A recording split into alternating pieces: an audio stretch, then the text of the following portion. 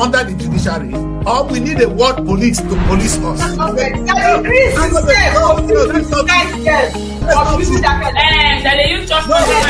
the activities of our politicians is becoming unbearable. But what is really exciting is the debate surrounding our nation. We're going to be free. Is that we're going to reform the judiciary, or we're going to need external help?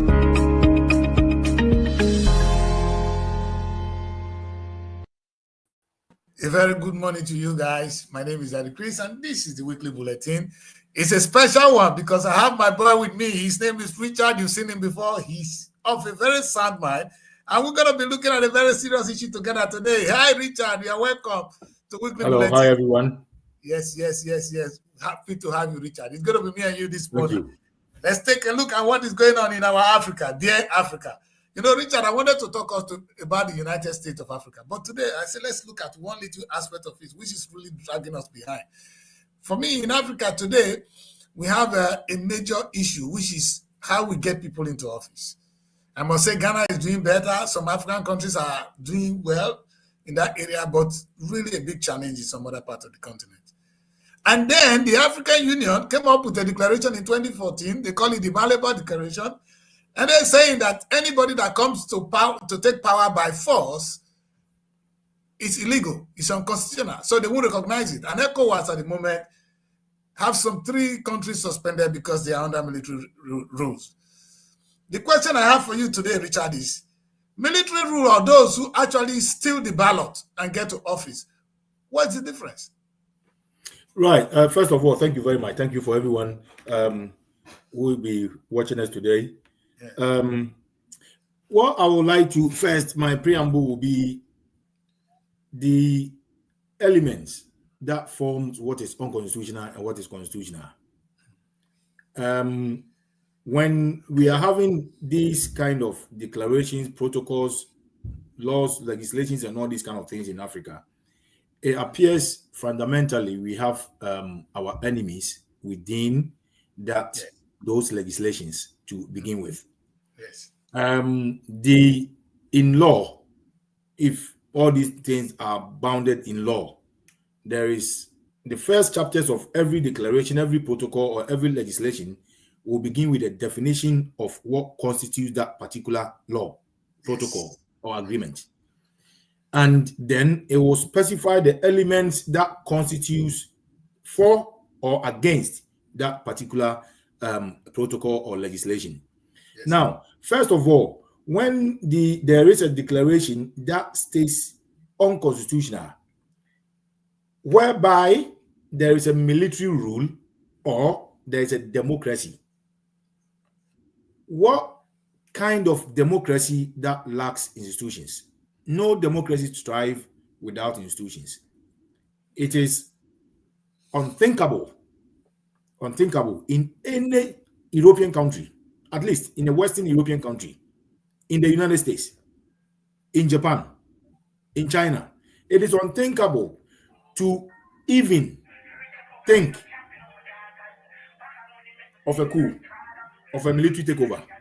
Yes. It is unthinkable. You can't even think about it. Why is it that way? It is that way because you cannot do it. You cannot do it. Yes. You can't. It's not going to happen. Yeah, you're right. It's not going to happen because of institutions, because of the system. Why do we see whenever most of the these military juntas, when they come to power, they do so well until they start becoming an anchors of other people to stay in power? What happened to the democratic government who stole the elections, who used unconstitutional, arbitrary means to win power? Yes. What happened to the democratic government who put upside down every legal or every legislation in the country? These are the crossroads. If we want, if the definitions and the wish to establish a democratic continent, our first of all traditions, our culture must be enshrined in it. This is a fundamental problem in every legislation we make in Africa, because it does not perpetuate from our own culture or our tradition. And through this same mechanisms is where laws will be derived from. People's human behavior, culture, tradition. That is how laws are made, and this is how laws are amended or repealed. If we are continuously with a huge number of respected lawyers, respected advocates, we are still lagging behind. We cannot do anything that bounds on our own traditions and culture. Without this is what we are going to see. Unconstitutional is not defined. Unconstitutional military rule is undefined. Is someone thinking because unconstitutional means every country must be democratic?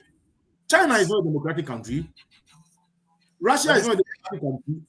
Britain is not a democratic country. They have their system of rule.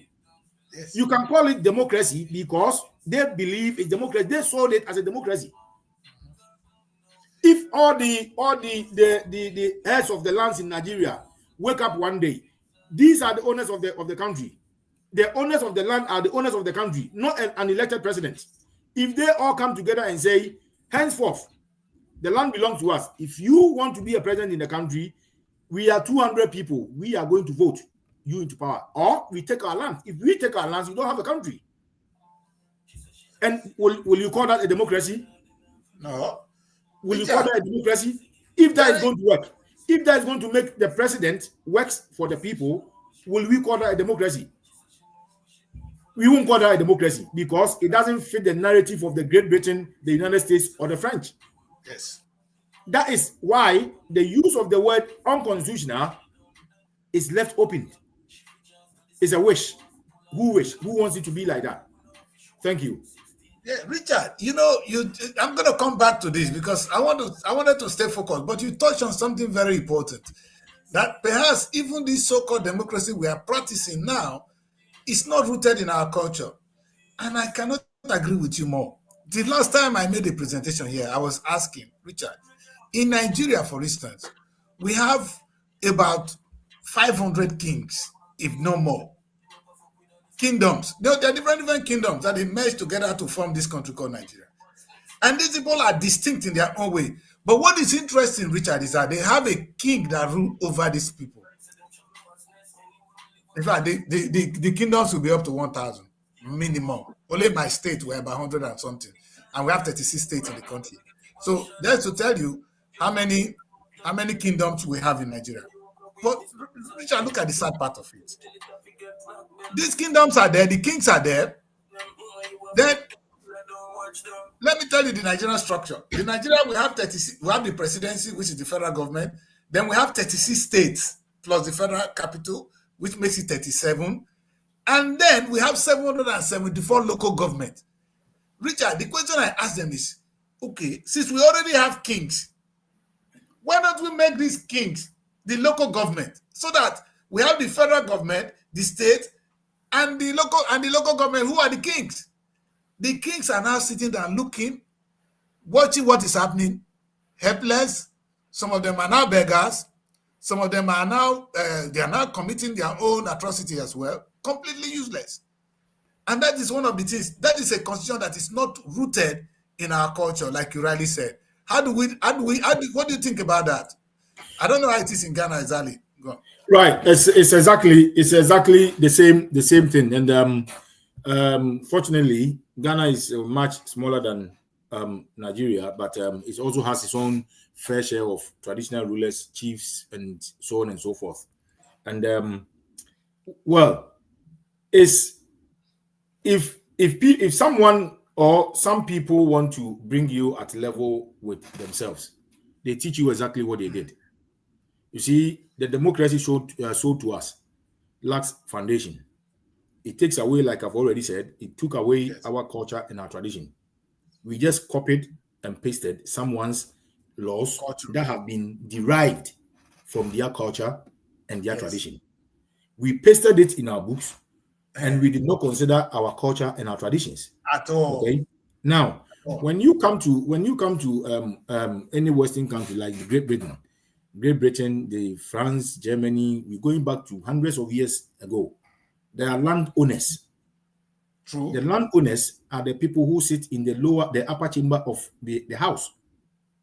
It's only recently, because of land laws and residencies, that is why now is slowly becoming political appointment to go to the Houses of Lords. House of Lords, yeah. These are powerful people. They are House of Lords. The name says it themselves. They are lords, land lords. That's why they are called House of Lords. It's only laws there. The only land laws are there. They are the owners of the land. That is the traditional way the House of Lords was created. In our case, when the democracy, the legislations were pasted to us, it was pasted in such a way that the people who makes the country possible have been taken away from the politics. That's it. If for instance, the Sokoto people in northern Nigeria, the eastern people in northern Nigeria of Nigeria, the southeastern people, the southern people, the landowners come together and say we are not going to be part of Nigeria again. We are not. We are not going to be part of Nigeria again. We are not having a fair share for 50 years, a fair share of the countries, whatever comes into the country. We are not. We are not consulted for anything. Government wake up one day, come and see one chief and say, we are going to build a school here, and the school is put up. Whether the chiefs, they like it or not, they want something for their communities. So they accept things hastily. This is not the way to go. These people, to hold them accountable, you should make them people in the community. Yes. To hold them accountable. They don't have to be educated. They don't have to be know how to read. They don't. They have all they need to do. They own the land. If they take their land off Nigeria, then the map of Nigeria will be changed. Exactly. So we don't have a country without these people. Agree. This is fundamental. The people now, it's so funny, Richard. What you said is so logical. And perhaps what we can take from this is they copied and pasted us a democracy that is alien to us. Because in the UK, for instance, they practice their own parliamentary system of government. It's different from the American presidential system of government, but they are all democracy. They are democracy. But in our case, if we don't practice the presidential system of government, then it's not democracy. If we don't practice the British system of government, it's not democracy. So Africa could not come up with a culture. I'll give you a clear example here. Okay. When you look at certain boundaries or certain constituencies in the UK, the number of people that vote there are very, very low. Yes. Some of them up to today, the community, that constituency consists of only that MP's family members, only live on that land. A vast number of them is going on now. That's why they are trying to restructure the boundaries. Because some of them, for instance, there are some of them in Berkshire, just Berkshire off London, is there. 2 or 3 MPs constituencies, it's family members only that vote there. Ancestry, they date back. That's the landlords. It's there today. I'm talking about the boundaries of London. I'm not talking about Wiltshire. I'm not talking about Lancaster. I'm not talking about Lincoln. I'm talking about the boundaries of the M25. If anybody knows the boundaries of M25, they know how close it is. Right there every day. Yeah. Okay. So what they did that we did not disseminate to go through is the foundation. How do we use this, incorporate our traditions and our culture, our understanding, our human behavior into these scripts? We did not. And that is the consequences we are having today. The consequences we are having today is because the chiefs, the landlords, the owners of the country, if you bring these people together, they are the owners of the country. It's as simple as that. The landlords, the chiefs, they are the owners of the country. Nobody's going to make no mistake about that. Just that the thought has not been there. The thought has not been there. If they decide to take their land back, because we don't like Nigeria. What Nigeria is doing, the central government is doing, we don't like it. And the central government is not giving us the opportunity. They will get them arrested, Richard. To chip in. They get them arrested. They will get them arrested because there is no the coalition is not there. I'm talking about if they come together, renaissance behind conversations. Yes. When people have behind conversations, they come together on their own. And make a chief of Alhambra, Lagos, Sokoto, Yes. They are all making the same statement. Yes. And We then don't want this particular minister. Yeah. We don't want this minister. We don't want that minister. We don't want this legislation. Every chief, most of the top chiefs with the biggest lands are saying the same thing. The government will have to listen. You have to listen, because if you don't listen, we don't have a country. And I don't know how they call it in Nigeria, the head of the Sokoto lands in Nigeria. The emir. The emir. Yes. They can be friends with the Igbo people without being the same country. You don't have to be the same country to be friends. Exactly. You don't. United States claim to be friends of Saudi Arabia. Richard, do we need more countries in Africa? We are too small already. It doesn't matter. If that's what it's going to take for people to set up right, that's what needs to be done. It doesn't mean they are going to do it, but they have to show force. They have to show their power. They are the owners of the land. Yes. I agree. And they need to have a place in the society. Yeah. The land is there before we vote. The land is there before we vote for a president to come and take over.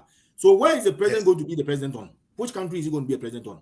The land of other people that have been put together. That is where you are going to be a president on. So who decides? You are the overall. Just because we voted for you, you leave office without a land. If you don't buy one yourself, the chief will still be there.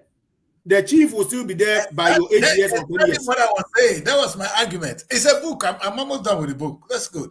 Okay, Richard, let's go back now to the topic of today, which is the two things that interest me. Let's take a look at it. Let's look at it more simply. Somebody is dissatisfied with the government. He picks up the gun. He's a military man. And he says, hey, from today, this government is annulled. We're taking over. We are the boys in khaki. That is one. Another thing that happened in Africa is, hey, we're going to do the election. We're going to win at all costs. Either we're going to buy the vote or we're going to change the result. We just change the result and we win the election. So either way, there's people that come to power by force. And now we have a declaration that says, if you take power by force, then they are specified. The military, you are unconstitutional, you will not be recognized.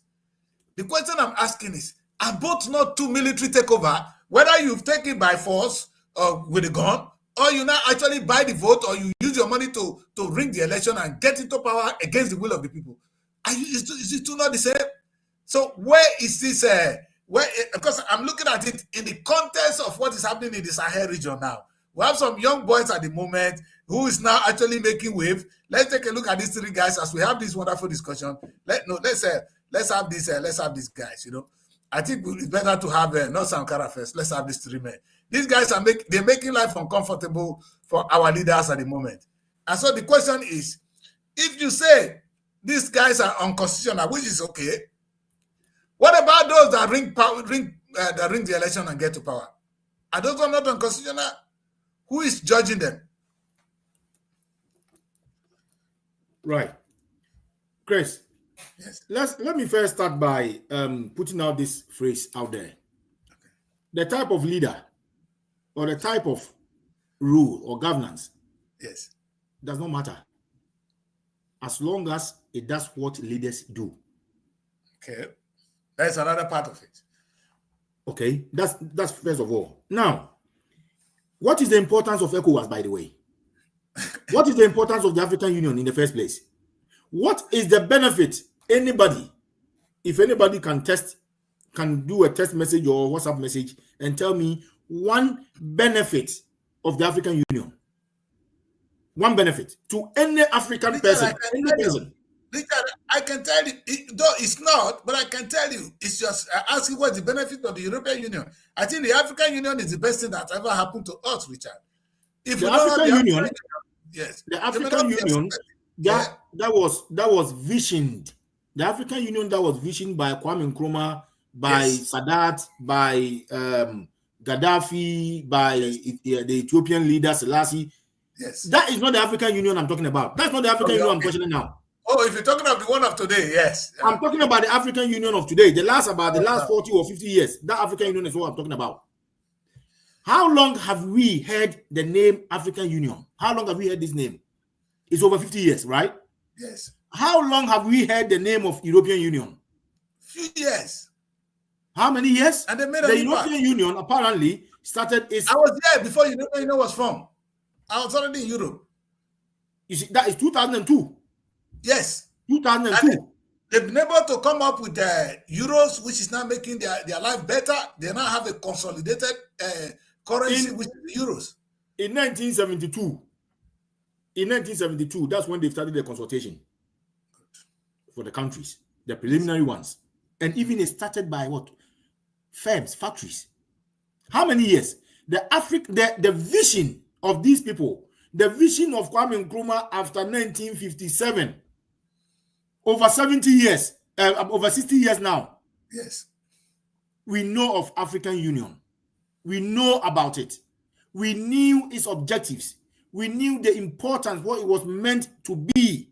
How long ago is that? It is a mess. It is not fit for purpose. It is not fit for purpose. It has never been fit for purpose when these leaders died. And I tell you something. I am very fascinated. If you see the wave of military takeovers in Africa, it's all, fortunately, most of them are French countries, French colonies. True. And that is a very, very important opportunity for other leaders of Africa to take, because the real evil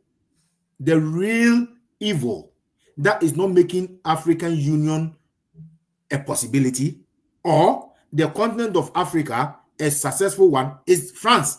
It's not Great Britain. It's not United States. I agree. So if these people who have been backed to destroy the unity of Africa, and these French people are finally recognizing,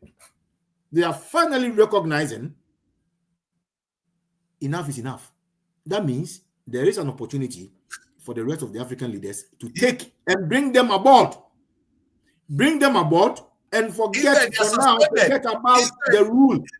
Unfortunately, they are suspended though. These three guys are not part of the ECOWAS at the moment. If you don't see the opportunity, that's what happens. If you don't see opportunities, that's what you get. I am very worried that my president, Tinubu, is very friendly with France. The same France we're talking about, you see, don't even come to pretty much. Yeah. They have always made friends. Chris, I remember around 2012 or so, when David Cameron, the former British Prime Minister, made a comment. I laughed. What did he say? He called Obama my friend. Okay? Obama is my friend. How many black friends do you have? David Cameron. How many black friends do you have? Obama is your friend because he's an American president. That was a weak thought. I live here. You live here. How many ministers will call you their friends? How many secretaries will call you their friends? Some have black friends, though. Because he was a president. If Tinubu thinks he's got a friend as a French prime minister, he don't have a friend. He have a puppet. He have someone who is making him do his dirty job in Africa. We cannot. You see, what these leaders need to understand is someone was there before you came. One day, by force or by chance, you will go. That's the it. mentality is, what will your legacy be? What will you leave behind? What will people remind you for? What will it be? Are you working for Africa, where you come from, Nigeria, or are you working for someone's happiness? For far so long, look at how France is looking now. Look at how beautiful France is. They have been coming to Africa on daily basis. Correct. What have they done for Africa?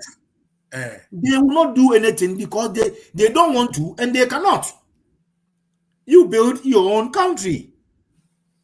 If someone was going to help you, someone promised to help you for 100 years. The person has promised to help you for over 100 years. The poverty between you and that person is unbelievable. And you still believe the person is going to help you. When is that person going to help you? Now let me go to the other point. The only thing The only thing that is wrong with the military juntas is quite fundamental. That happens a lot of times. The strength and the will to manage the country in these early years turn upside down when their time is coming up. Okay, these guys in the Sahel region, I hope and I believe they have a plan in the long run. They don't have to build that democracy. They don't have to build that democracy the West want them to build. They have to build a succession like the Chinese model. Have we tried the Chinese model? Have we tried the Russian model? Have we tried the Japanese model? Have we? We have tried something that has not worked for 100 years. We're still trying it. We have tried the European model. The European model, we don't even practice the European model properly. We don't know if it's a copied mistake or not. We don't know if it's a copied mistake. We don't know. Yeah. It's like you were reading. You done a photocopy. When you went back to read the photocopy, some of the pages, some of the lines did not come properly, and you try to fix your own in there.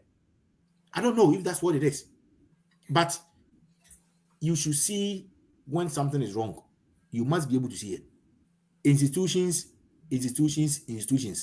If you want to be safe for tomorrow, you build institutions. Institutions will make it difficult for any military takeover. This is why it is unthinkable in Germany for anyone to come up with a military takeover. Where are you going to start from? I don't know. It's not their practice. I've been here for some time now. Do you see military men on the streets? It's only you can't think about it. You can't even think about it.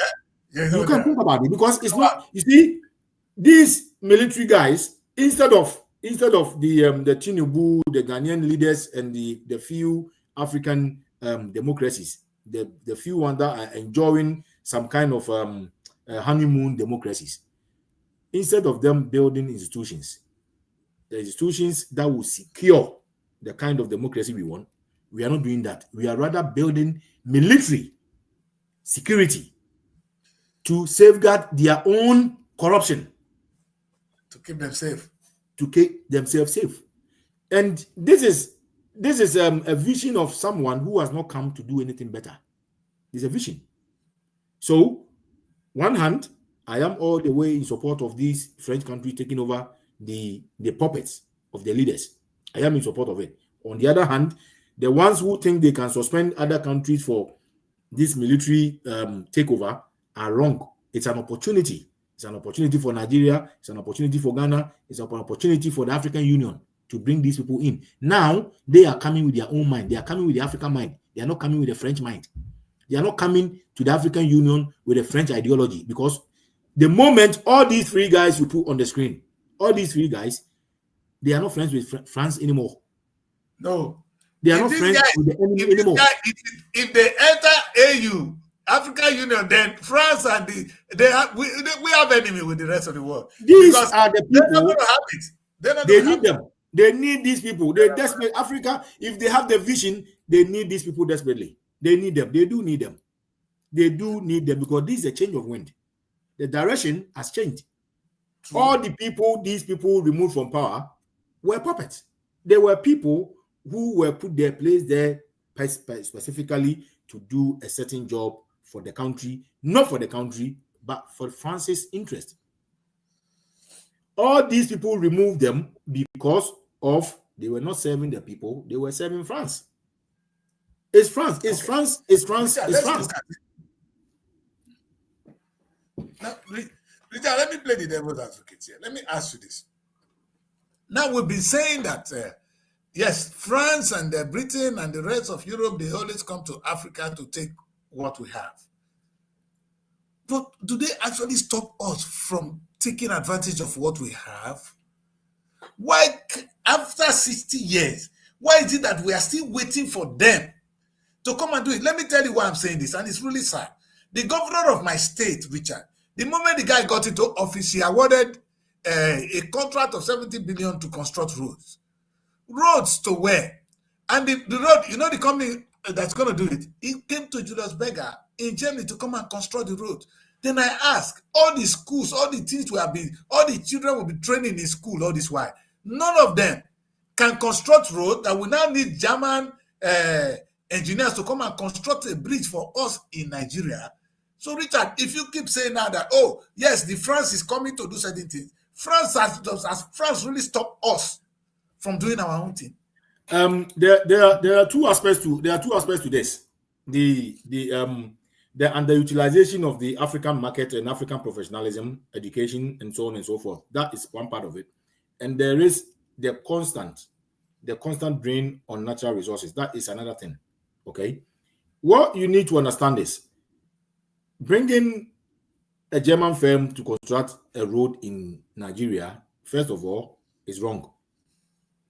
It's wrong in either way, financially, employment-wise, and the know-how wise.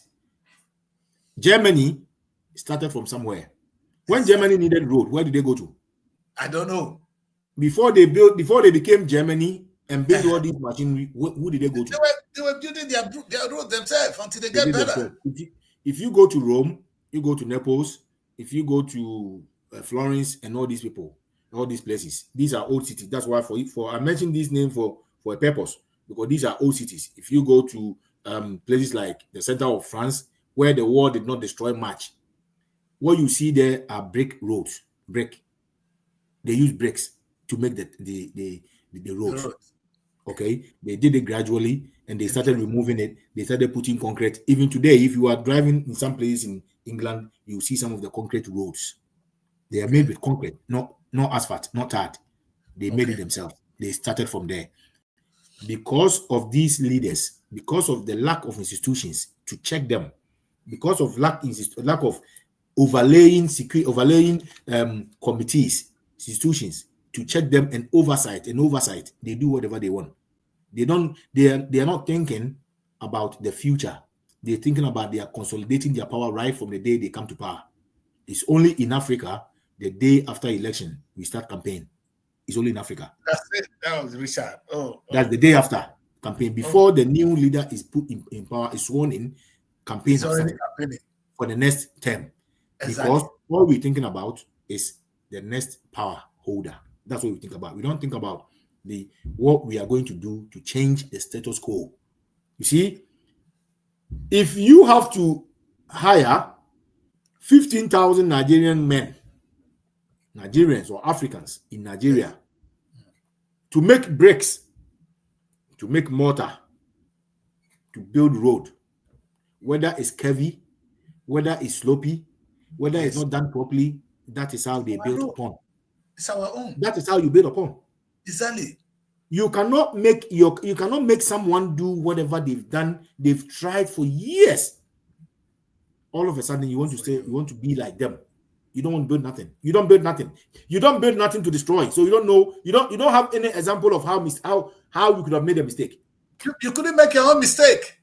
You haven't tried to make a mistake. You must make mistakes. You must, because it's a new thing. It's something you're doing fresh. So you must make mistakes.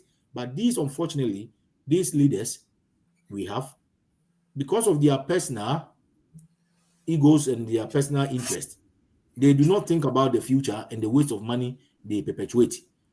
Exactly. You see, even apart from making mistakes, there are several contractors in Nigeria. If the laws were properly constituted, even the fraudulent ones may not come forward for the contract, because they know the consequences. The criminals know their boundaries. The criminals, they know their boundaries. They know which what they can do and go to prison, and what they can do and will go for scot-free. You see, so the aspect one is them. You cannot blame France or any Western country, but when I blame them, is because they have an agenda to stop us from moving. Yes. Okay. They have an agenda to stop us from moving, and we have people who don't have the vision to resist them. Yes. That is where the balance is. We don't have the vision to resist these people. Yeah, but I was thinking that, Richard, yes, I understand now, because now we are at the crossroad. These guys are resisting them in a more physical way, like you're going. But this could have been done more diplomatically if the elected governors are saying, okay, France, you've been here for some time now. Britain, you've been here for some time. Can we negotiate our way out? You cannot continue to do this the way we're doing it. Like Ghana is doing well at the moment. Ghana is saying, well, we're going to process our own cocoa. We're not going to sell cocoa for you. We're not sell the raw materials to you. And that is the way to go. Because on one hand, you find out they're gonna see, oh, they have it, because now the Nigerian the Malabo constitution has made it so good for France to say, oh, these guys are unconstitutional. They are the one that even had to pass that law for us. The question why, is, why was that law not passed in Addis Ababa, South Africa, or Ghana, or Nigeria? It was passed in Malabo. Exactly. Okay, there is a reason for that, but we're not going to go into that reason now, Chris. If you are not, if these people, if you are someone these people put there, if you are one of their puppets, they work to put you there for their interest, you can't change your mind. Before you change your mind, you'll be gone by another one. This is the problem. This is the problem. Before you change your mind, you'll be gone. Imagine, just imagine, which country in the world have a central bank in another country?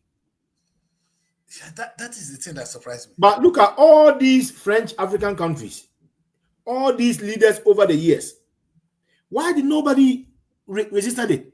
Before me and you hear anything about that conversation, that person would have thought in private with people. Yes. And when it comes out of your mouth, before me and you hear about it, you'll be gone on a different pretext. This is why you can't do diplomacy with someone who is forged to bend you over. Yeah. This is not friendship. No, it's not. Look, we are not. It's exploitation. If a friend comes to your home, if your friend is rich, if you call someone a friend and the friend is rich, if the friend comes to your home and your home is not looking great and it's a rich friend, the rich friend at least try to raise the standard of your home, at least a little bit. I'm not saying he's going to build it to the taste of his own, but he will try to bring it up to standard. Yes. Give you something, yeah. These people have been working on our dusty roads for so many years. They don't have it in their country. Do we call them friends? Is that how friends behave? No. How many French kids are going hungry today? Next to zero. How many kids in Africa are going to bed without food today? I'm not talking about children. I'm talking about adults. This is when you choose a friend and when you think someone is your friend, there's a difference between someone you know and someone who's a friend. The behavior, the elements of a friend is different from people you know.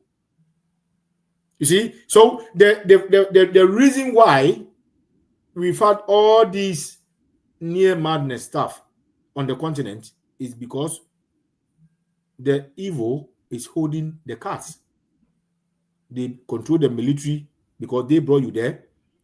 So they promise to keep you safe through your own military. So as soon as your mind changes, they secure you. Is it difficult to remove you? They are securing you because if you try to build a security around you that is not from them, it means you are changing your mind. Yes. You are having a change of mind. Yes. And of course, we are not going to forget about the fact that greed is ripping Africa apart. Individual interest is ripping Africa apart. Yes. We like too many things we have not worked for. That is a fact. Do we even need them? We don't. Do we even need those things? You see, African leaders know the way they're gathering. We just want it. Yeah. Look at the type of cars that are driven on certain African countries. Some roads. These cars were not manufactured in Germany when they did not have asphalt. They were not there. True. They were not there. True. You buy this car, put it in Ghana, Accra. You cannot drive the car continuously on a 20-kilometer road without a pothole. You can't. It's not there. You see, this is fundamental. I believe whether there's a Malabo declaration, whether there's declarations are made, declarations can be thrown away. If the declaration is not in the benefit and the interest of the people, they have to be repealed. What declaration gives some other people immune? If Ibrahim Traore is has not been found guilty of embezzlement or any misappropriate behavior, which and you call him unconstitutional, when we have a democratic government who is siphoning resources for his own benefit, which one is constitutional? That's the question. Which one is the question? That's it. That's a big one. So how do we say somebody who is working for the people is unconstitutional, and the one that is stealing, looting, as you can see in the Nigerian government today, is constitutional? The preamble of that, I don't know I'm not sure about the preamble of that declaration to before someone becomes constitutional and not constitutional. It is not. It has never been. It has never been a declaration in the African Union Charter, if it is anything to go by. It has not been a declaration in the African Union Charter on a specific form of governance that is accepted in Africa. There's nothing like that. Is there anything like that? If you go to the preamble of the African Union Charter, is there anything that states this is the only form of governance that is accepted in Africa? Is there anything like that? In fact, who makes the law? By who? Let's assume there is a charter. Can anyone? That's what the African Union is trying to say. There is nothing in there like that, because at the time of the African Union, almost half of Africa, or more than half of Africa, was under military rule or under colonial rule. Anyway, at that time. So when did that charter change? And how many countries sign up to that charter? Before you can become a member of African Union, even though you are physically located on the African continent, before you become a member of the African Union, you must have a democracy. What kind of democracy? It's not said. There's nothing like that. It can be said because if you put that word there, you're going to also instruct the type of democracy. There's not only one democracy in the world. Yeah, they're gonna no, Richard. I think what the democracy they're talking about is, Richard. Perhaps the last time we had this show together was there is no rule of law. There is no model of democracy that you can mention. There isn't. The Chinese will tell you they are practicing democracy. Of course.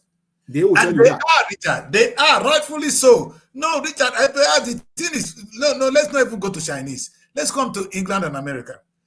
The system of government in America is transparent. That is transparent enough. If you go to Italy, there was a point in Italy around 2005 or so. Within 1 year, they had 7 prime ministers. Okay. Within 1 year. But the whole nation did not go to the polls. Make no mistake. The whole nation did not go to the polls. But they had 7 prime ministers. Like what we did in Britain for some time. We're exactly. changing. From 2008 to 2022 or so, 2023. Yes. You see, we did not go to the polls to choose a particular person, but it kept on changing. So if there's no charter signed by every African country saying to be a member of the African Union, you must have this form of democracy. Your democracy must consist of having parliamentarians, and the people who vote for the president and the parliamentarian. Yes. You see, my first statement was that declaration is in the middle of nowhere. And I'll tell you the reason why.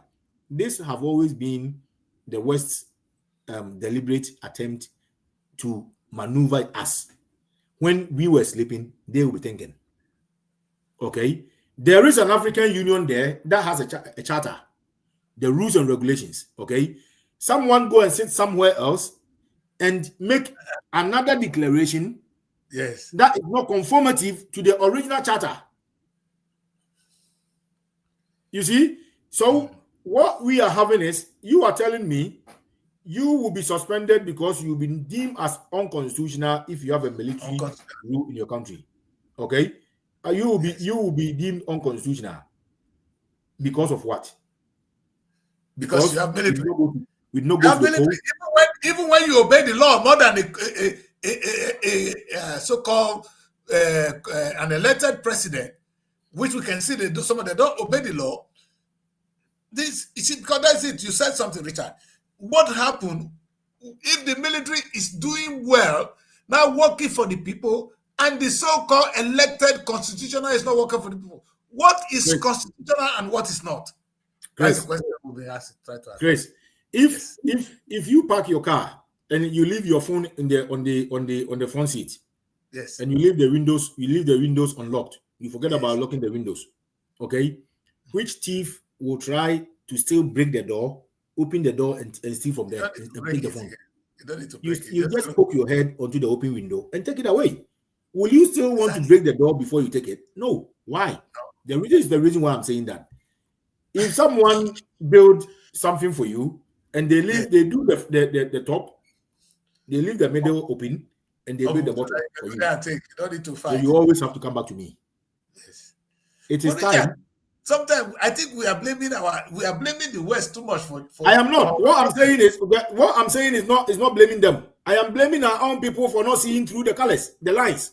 I'm not blaming them. I'm not. That's why I'm saying the African Union, whoever is left in the African Union, should take advantage of the Sahel, what is going on in the Sahel, and bring them. The fact that they speak French was not the reason. The fact was the predecessors were puppets of a particular people. If I want to make you stupid, if I want to make you look stupid, you have to help me to make you look stupid. If you don't help me, you will not look stupid. No way.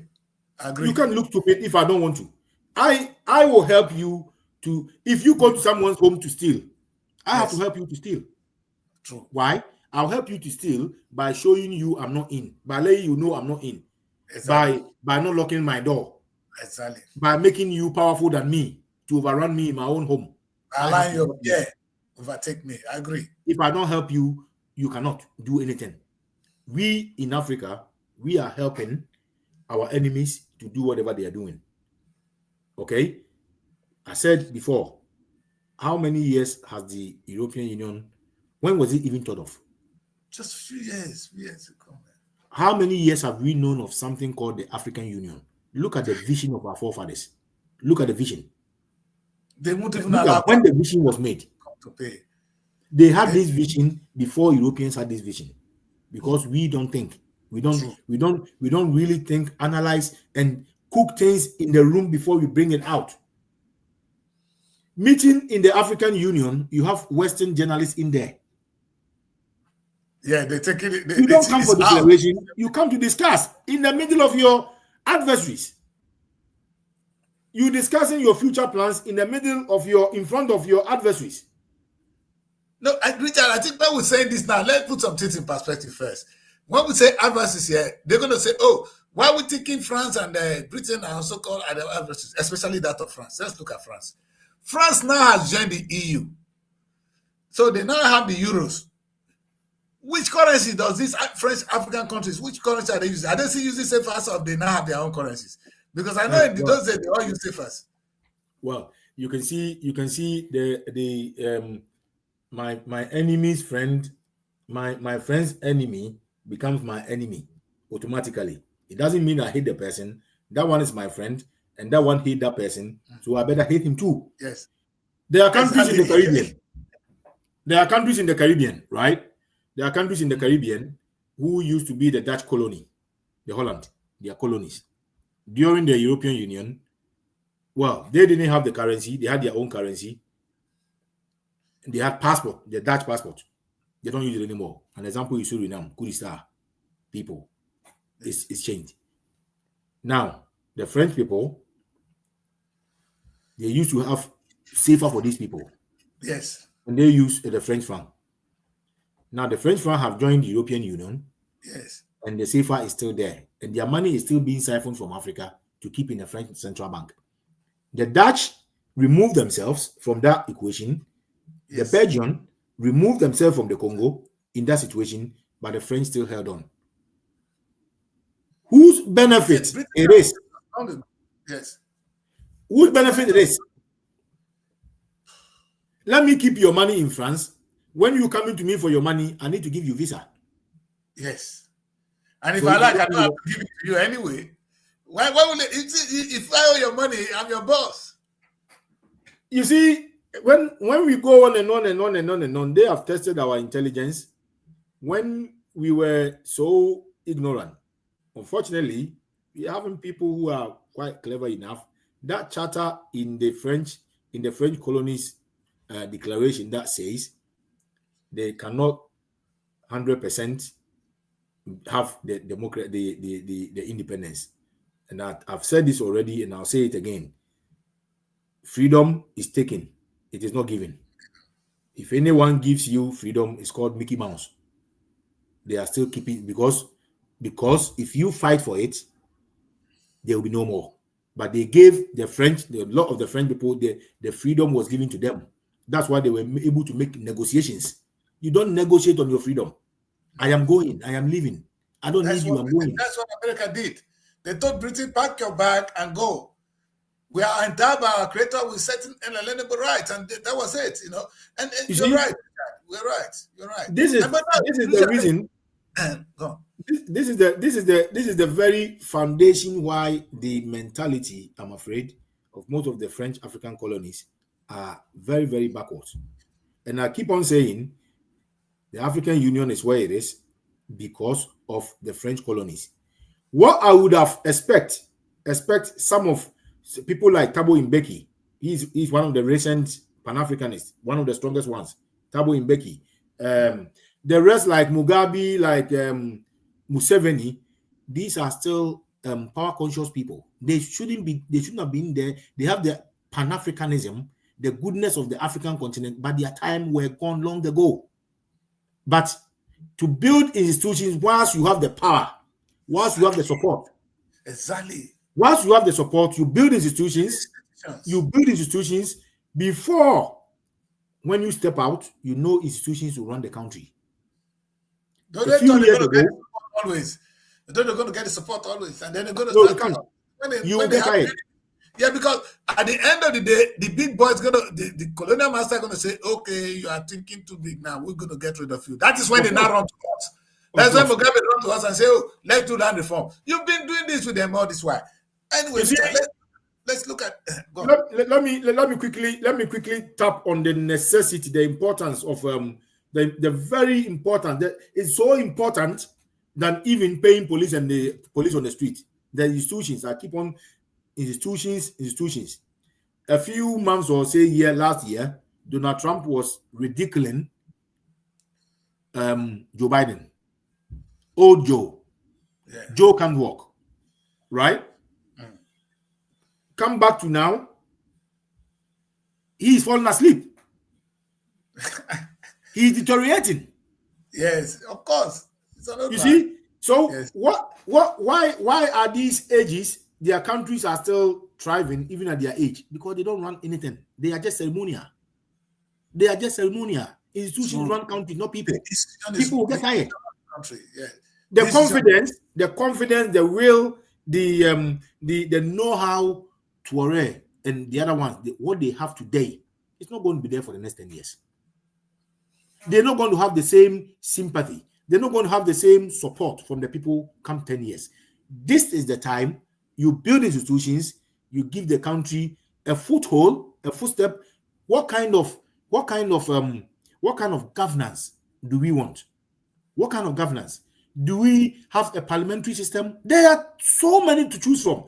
When you bring together your culture and your traditions, the behavior of your people, not the behavior of Chinese, not the behavior of Japanese, not the behavior of people living in New York, the people living in Ouagadougou and the rest, their behavior.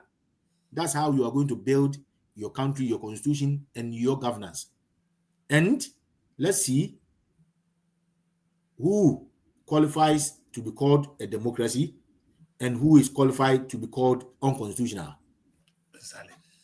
I cannot agree with you more. Listen, Richard, let's before we close the show, let's look at only one aspect of our life, which is the reason we are still where we are. All the grammar we're speaking, it boils down to one thing: the African economy. Because if whatever they're doing, if we are in charge of our own economy and we can make money and take care of ourselves, feed ourselves, grow our technology in our own small ways, then we are okay. That aspect of it, Richard, who is to be blamed here? Is it the leaders that we're putting in, or the West that is also not leaving us alone, or we, the African people, that refuse to look? Because all we sometimes look is the West. How do we resolve this, Richard? This is long gone to in fact blame the West or any other person for our predicaments. We've come a long way. At least the level of our education, the numbers, the percentages of people educating through the tertiary level is quite higher than the last 20 years. We know that things are changing. So people are becoming clever. Right. So if this is the case, then the bar stops with us, the citizens of Africa. The choice of familiarity, tribesmen, ethnicity, visionless, all sort of people, choosing people through these grounds, on these grounds, are fundamentally wrong. The job of a president, religion, a very important one for that matter. The job specification of a president in Africa, I'm using Africa because I'm talking about a developing world, a developing country. The job of a president is a very huge task. It is. It's not an easy task. It's not a honeymoon business. It's not a honeymoon business. No, if you vote for an old man, your country will go down. Ghana just came out of that nightmare. This man was energetic. This man was clever. This man looks like he had Ghana in his heart. He went for campaign over campaign over campaign. He never got to power until he was old. And he wasn't able to hold the country. This is African predicament. We have the same thing as Mr. Tinubu. I don't know how many hours Mr. Tinubu sleep in a day. In fact, I don't know. The former one that is dead now. Our former president is dead. Buhari is dead because I'm talking about Tinubu, the one there now. I don't know how long he's in a day. They look alike. You can't. This is not a pension job. This is not a pension job. This is a full-flex standing man. Someone the economy of a country to run. You know, this we will blame the African people who go to vote for an old man like that. It doesn't matter how long they've been joining the queue. Did their vote count, Richard? Did their vote count? That's another thing. I've said it before. I am not advocating violence. I'm not advocating violence, but I'm asking people, I'm asking Africans to stand up. If you don't die today for your children, you will suffer today, your children will suffer tomorrow, and your grandchildren will suffer again. If you die today, if you sacrificing your life doesn't mean you're going to die, but it means you are showing you are ready to die for the betterment of the country. Mass people marching, these people, the military, don't forget the military have families. When they put on the uniform, they go to their family homes. When the police put down their uniform, they go to their family homes. If people die, 2 people, 3 people die or seriously injured, 1 police officer, 1 military officer will realize that was my cousin. That was my cousin's son. Where's the morale again? They don't have the morale to defend the government again. We must stop voting for old people. That is a fundamental thing we have to know. We must stop voting for people over 55 and 60 years. We must stop voting for them because they cannot be held accountable. Imagine Mr. Tinubu being accused or sentenced by a competent court of jurisdiction to 20 years for embezzlement. Exactly. Will he be able to go to prison? No, he doesn't care. Is he going to go, by the way? Yes. Our chiefs and our kinsmen are going to plead on his behalf because he's an old man. What if he comes to power, he steps down from power and he was 60 years? It's easy to prosecute him. Very easy. Because he himself thinks he's got more life to live after power. He is, and his pension, he's doing the biggest job on the planet, he's doing it at pension time. Has Tinubu ever held any demanding position like this before in his life? Why will he have this difficult job at the end of his life? Why? He was a one-time governor, though. He was a one-time governor. Is nothing compared to the whole country. He's a governor of one state, isn't it? How many states do you have in Nigeria? You can't compare. You can't compare that. You cannot compare that. You No, control federal states, federal resources, federal government, the Senate House. It is huge. It's a hard job. In fact, this is not a pension job. It's not even healthy. It's not healthy. It's not healthy for an old man. It's not. This is what, Chris, we need to advocate. We need to advocate. We don't need you cannot use the elders' knowledge or intelligence to rule a country. That is different. That's a family matter. Elders' experience is a family matter. It's needed in the family. It's not needed for the whole country. No. You are going to sign documents. As a guardian, as support, as advisor, yes. Not to run a country, man. No. You got to got the physical, you got to got the mentality. You see, Richard, at a particular age, dementia begins to trip in, capability begins to come in, physical, mental, all of them trip in, and then what can you do? And you are reading contracts.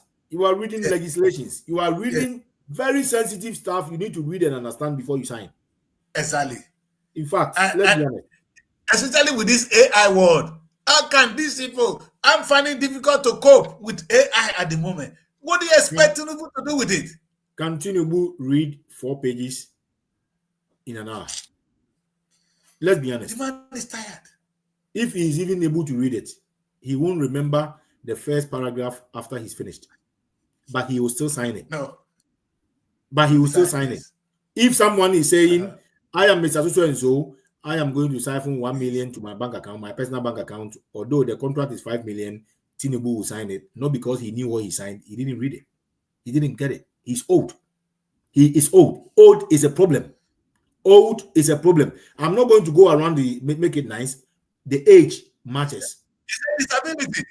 Old age is a disability. Old age is a disability. That's a fact. That must be understood. Yes. And we want Africans to stop voting, to stop supporting aged people. The job of a president is not a happy place. If you are really, really, really going to work, it's not a happy place to work. It's not. No, I agree. It's very demanding. It's exhaustive, and it requires your physical ability mentally, and your own physical ability to confront, to speak, it is a job. It is a job. It's not a honeymoon place. It is a job. Thank you very much. Yes. Thank you very much for joining me today. We're gonna try and end the show today, because if we go into the other aspect of it, which I wanted us to look at, will be on the level of corruption among the African leaders, which is what is driving these kids in. We're gonna do that another day. I have a very good record here.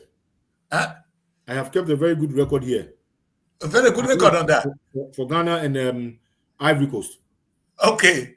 Yeah. It's so important, Richard, to have some statistics on that, and so that we can be aware of what we are up against as a people. Africa has it all. We have the best of natural resources. We have the best of human resources. I hate to go there. I hate to talk about natural resources. It's never developed nothing. It has never developed anything. True. Natural resources have never developed any country. Never. If you go to South Africa, they have gold.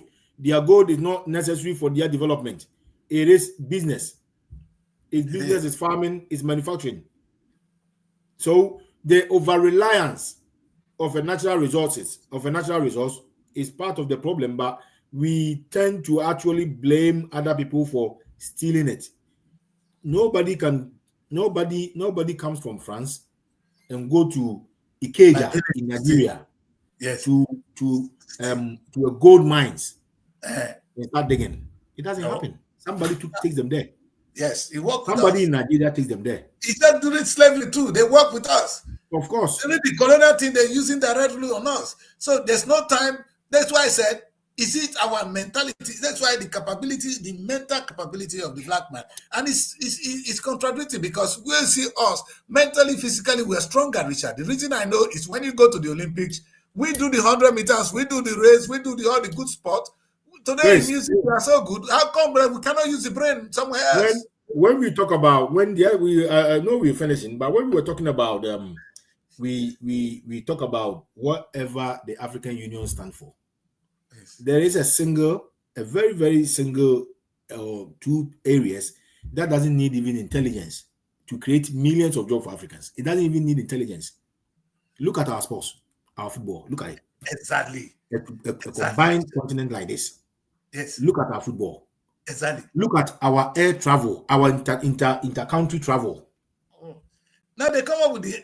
Hopefully, that's Richard. That's what I was talking about. The United States of Africa, more likely, because what you see is the potential of us doing things well, within and without. It's unprecedented. Nobody can stop. Again, I come back to institutions. You see, the reason why the institution, the OAU or AU, is not functioning today was people's enthusiasm, people's ideology. That ideology was not built on. That ideology was not institutionalized. So if a leader today becomes enthusiastic about it, they raise it a little bit. When that leader is gone, it goes back again because it is not institutionalized. I'm not sure of how many huge office blocks on the African continent that is called, this is the AU headquarters. It's not there. We have to make it there, represent it, let it represent, let it be part of our judicial system. It has to be part of us. It should not be a personal enthusiastic issue, because that's what we are having. Thabo Mbeki, that one likes it, that one was happy about it, so he raised it. As soon as they are gone, it goes back, because it's not an institution, it's a personal enthusiasm. You can't build on nothing like that. I agree. Thank you. Thank you so much, Richard. Thank you so much for joining me. We're going to do this again. I don't always get you on time, but we're going to do this again, Richard. I'm going to need you more on the show so that we can take time to look at this continent, this beautiful continent, and see what we can. But the next time we do, Richard, we will talk about our lives here. Richard, I want you to take note of this, and perhaps just one line on this. And I'm asking you this now. Look at the economy, the black economy in the UK. If you look around, the shops, let's take a look. The off licenses are run by the Asian. The post office is Asian. Even I'm sure your GP might be an Asian. All the filling station Asians. Where are we? We'll do that when we meet again, Richard. That's a long one. Thank you. It's the money. Everything you said is true, but yes. Okay, we'll deal with it. We'll deal with it. Thank you very much for joining me. Thank you. Bye-bye. Bye. So that's my man Richard is going to be here with me always to take a look at some of the state of the Africa. State of Africa. Africa for me is a nation. I don't know about you. For me, it's a nation. So when we look at the state of Africa as a nation, it's quite interesting. And like Richard Riley said, you can hear he's deep in knowledge and he has know what to do. Well, I'm going to end the show there now. We'll do this again on Monday. Maybe I take 1 or 2 days off as I am moving. I take some days off and then we'll be back and we will do some more of shows like this. Thank you very much for joining me. My name is Daddy Place and this is the African Renaissance Television right here. Thank you very much. Find your central.